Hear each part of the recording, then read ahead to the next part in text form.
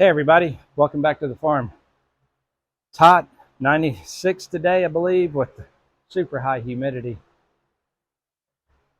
Girls are enjoying their new fans that I put up for them.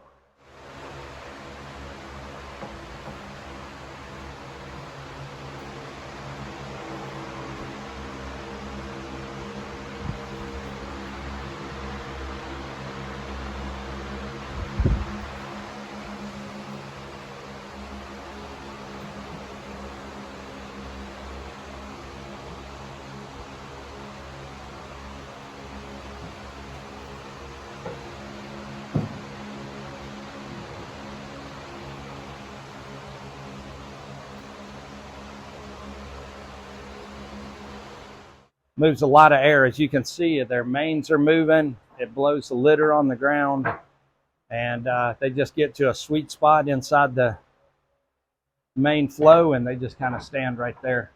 So they're enjoying it, and I'm enjoying it too.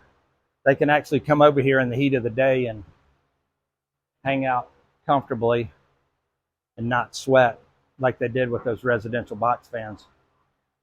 But today we're going to be fitting Jule for a new collar. These collars that I've got are 24-inch collars, and these are great for the girls. They're actually too big for the girls. So I've been using the collar pads, which makes the collar 1 inch smaller. But the collar does not fit on Jule. It does fit her, but it's too small.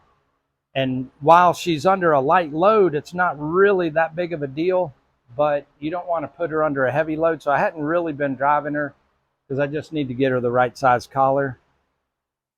And like I said, driving her out here in the woods and stuff on a light load, it's not a big deal. But if you start going up a slight little incline, collar presses on her windpipe, and you can actually hear her, it, pushing on her windpipe, and you can hear her breathing a little different. So the collars, you measure them on the inside dimension. So it's from the inside of the top to the inside of the bottom.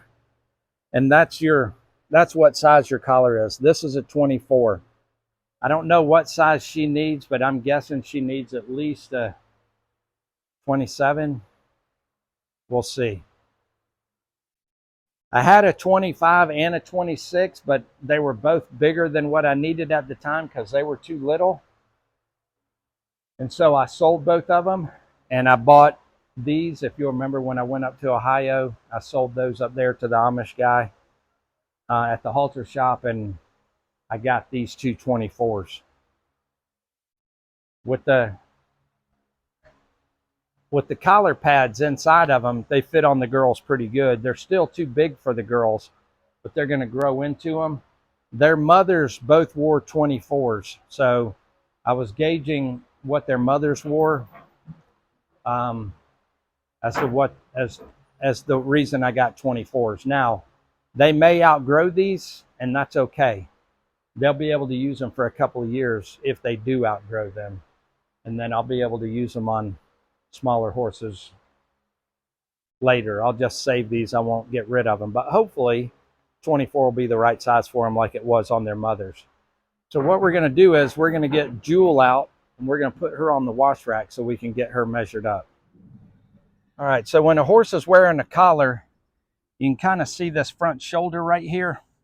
You want that collar to lay right on that front shoulder right there. You want it to rest on their shoulders, because when the horse is leaning into the load, their shoulders are what is pulling that load.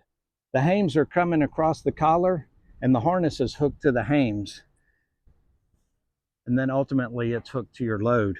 But the collar is what does everything, and you can kind of see her shoulder right here. That's where you want that collar to lay, and right now her collar, that 24 inches up here. So they make a tool for this that you can measure from up here at the top of her neck down here to the front of her shoulder, or the front of her chest rather.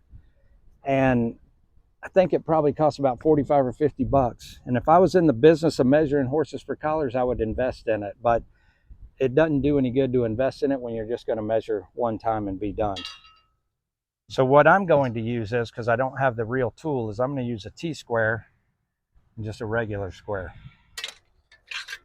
And what I'll do is I'll just hold it like this, and I'll just slide it to where I need it, and then I'll measure the distance between here and there. So open this up, lay it on her shoulder, tighten it up, and right about there is pretty comfortable. In line with that front shoulder, it's touching her chest up here, it's touching the top of her neck up there. So that gap right there is what we need to measure. So I'll just lay it down right here, take my tape measure, careful not to move it, and check it out, and it's 28 inches exactly. So she needs a 28-inch collar. So that 24 was 4 inches too small. That's why it rides up here on her. Looks like you're wearing a, you know, a small shirt when you need a large shirt. So we will get a 28-inch collar ordered up for her. I'll have to get new hames to go on here because the hames that I have are for 24-inch. So I'll have to get a new set of hames as well that'll accommodate a 28-inch collar. This is the hames right here that I was talking about. This hames goes around the collar, and then the harness is actually connected to the hames. So when this is hooked to the collar,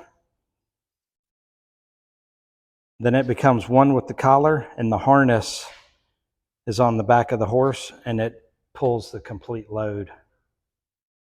Those are set up for 24-inch collar. I'd have to get new ones for a 28-inch collar. Out making hay today on the back 10 acres. So we'll have rolled hay the next few days.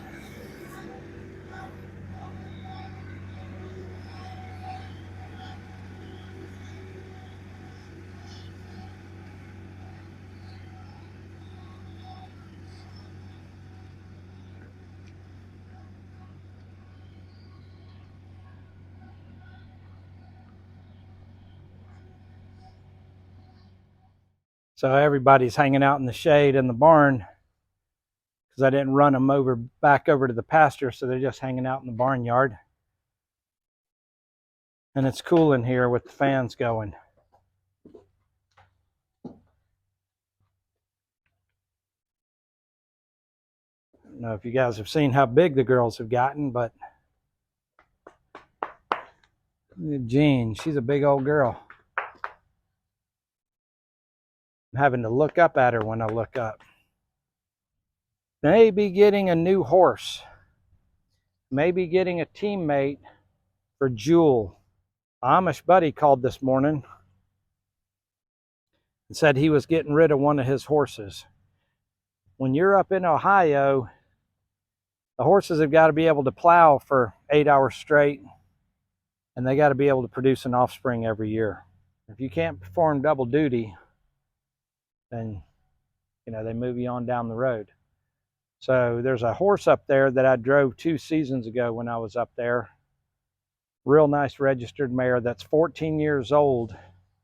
Her name's Becky, and she had a cyst on her ovary and was not able to conceive.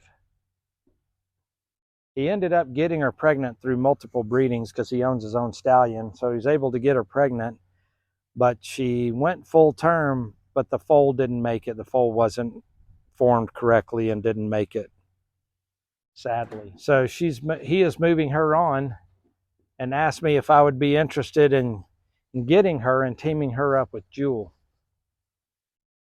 She's 14 and Jule's approximately 16, and they're the same size.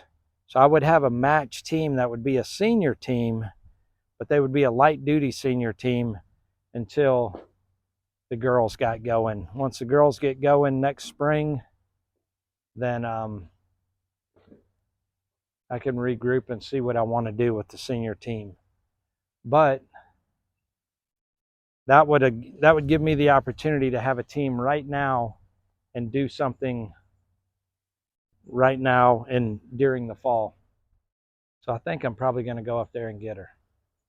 Just trying to figure all that out. There's some logistics there, timelines, seeing if I could get a co-driver to go with me, trying to pick her up in July or beginning of August or middle of August, and with the heat wave that we're having right now. Grace is over there scratching her neck on the door.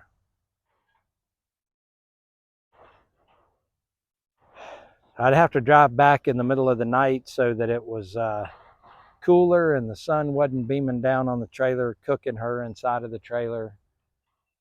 But my body is not programmed to be awake all night. It's programmed to be awake during the day. So I really need a co-driver, do like 2-hour shifts. So just trying to figure all that out right now. I'll keep you posted on that. But hopefully we'll be having a 4th black Percheron here on the farm. And then we'll be able to drive Jule and Becky together. And I can get collars and hames while I'm up there. So that would work out pretty good. So somebody's got a plan. It's all coming together. But I appreciate you watching this week. I'll keep you posted on Becky. Hopefully we'll be adding her to the stables here pretty soon, and we'll see you next week. And until then, remember who you are. Be kind to those around you. Stand up for what you believe in. Yeah, you're a good girl.